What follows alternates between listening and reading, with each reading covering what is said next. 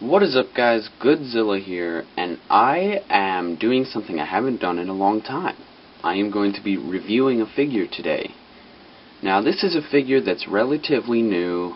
It was first sold at last year's G-Fest, and that's where I got it. Because it's so new, I haven't really seen any reviews on this dude at all. I'm pretty sure there aren't any on YouTube. Don't bother correcting me though, it's not that important. The figure I'm going to be reviewing today is the Y-msf Ebirah.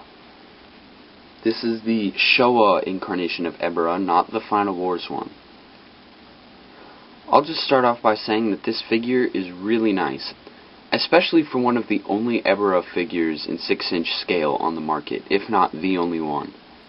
So I'm going to start off with the easiest thing to talk about here, the articulation.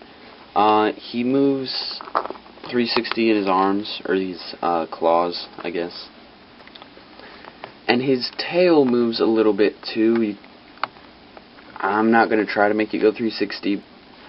Quick note, these antennae here, mine broke off. I should probably glue that on, but it's okay. It's no big deal. So 3 points of articulation. That's pretty solid for an Ebirah figure. They couldn't do much more.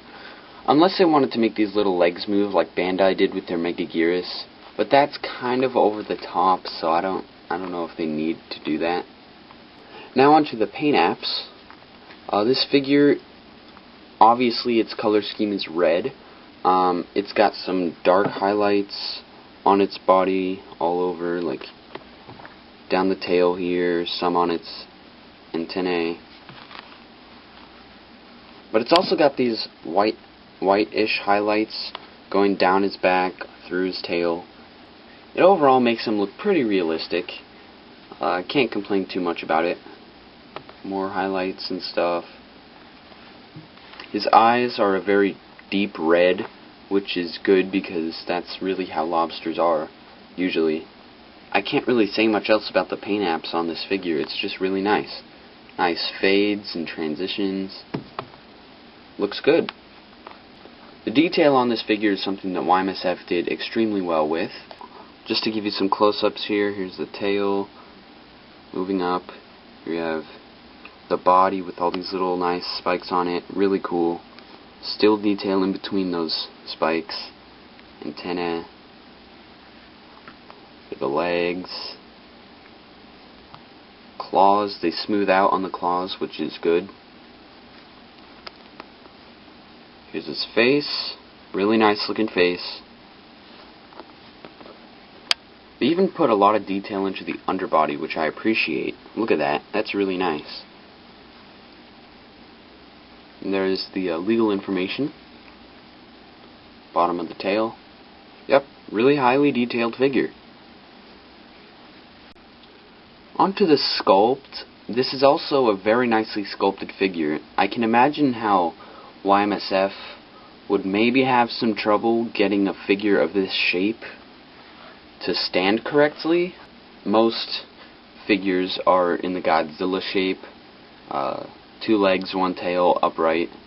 So this is a bit of a challenge, I suppose. They had to get the balance correct so it can stand on these middle legs and not tip this way or this way. And they did that correctly, but even if they didn't do that, you could still probably hold him down with these claws or something. Or I suppose if you wanted to get really creative, you could do that. But this isn't really ideal, so no. I honestly don't really know what to talk about with the sculpt. It just looks pretty accurate to how it looked in the movie. 1 claw here is open, 1 is closed. That's pretty neat. 2 little grabbers. Really, I don't know what to say. It's a really solid sculpt. Well done, Y-msf. One of your best figures, I would say. Now onto size comparisons. Here Ebirah is next to the Bandai Showa Mothra, because that Mothra did appear in Godzilla vs. the Sea Monster. This Mothra does not size well with Ebirah at all, especially considering that this Mothra is supposed to be in the 8-inch scale.